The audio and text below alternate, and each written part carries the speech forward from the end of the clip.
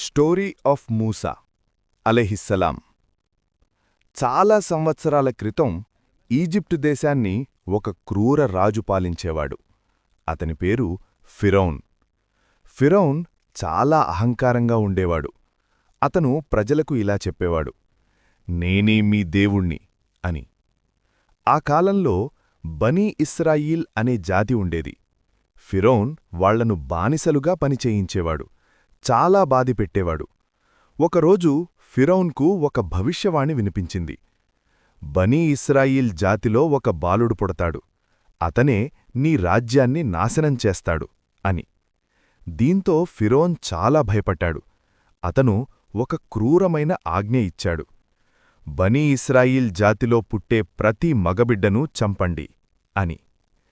అదే సమయంలో మూసా అలెహిస్సలాం జన్మించారు. అల్లా మూసా తల్లికి ఒక ఆలోచన ఇచ్చాడు. ఆమె ఒక చిన్న బుట్టలో తన బిడ్డను పెట్టి నదిలో వదిలింది.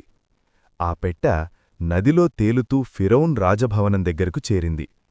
ఫిరౌన్ భార్య ఆసియాకు ఆ బిడ్డను చూసి చాలా జాలివేసింది. ఆమె ఫిరౌన్ను ఇలా అడిగింది, ఈ బిడ్డను చంపొద్దు, మనం ఈ బిడ్డను పెంచుదాం అని.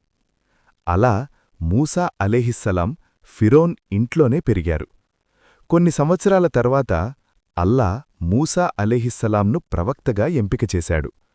అల్లా ఆయనకు ఇలా చెప్పాడు, ఫిరౌన్ దగ్గరకు వెళ్ళి చెప్పు, అతను అహంకారం వదిలి అల్లాహ్ను మాత్రమే ఆరాధించాలి అని. ఫిరౌన్ మూసా మాటలు వినలేదు. అతను తన రాజ్యంలో ఉన్న మాంత్రికులను పిలిచాడు. వాళ్లు తమ కర్రలు నేలపై వీయగా అవి పాముల్లా కనిపించాయి. అప్పుడు మూసా అలెహిస్సలాం తన కర్రను నేలపై వేశారు. అది నిజమైన పెద్ద పాముగా మారి మాంత్రికుల మాయలన్నింటినీ మింగేసింది. దీంతో మాంత్రికులు నిజం తెలుసుకున్నారు. వాళ్లు అల్లాహ్ను నమ్మారు. చివరికి మూసా అలెహిస్సలాం బనీ ఇస్రాయీల్ ప్రజలను తీసుకొని ఈజిప్టు నుండి బయలుదేరారు. ఫిరౌన్ తన సైన్యంతో వాళ్లను వెంబడించాడు. వాళ్లు సముద్రం దగ్గరకు చేరుకున్నారు. ప్రజలు చాలా భయపడ్డారు. అప్పుడు అల్లా మూసాకు ఇలా చెప్పాడు, నీ కర్రతో సముద్రాన్ని కొట్టు.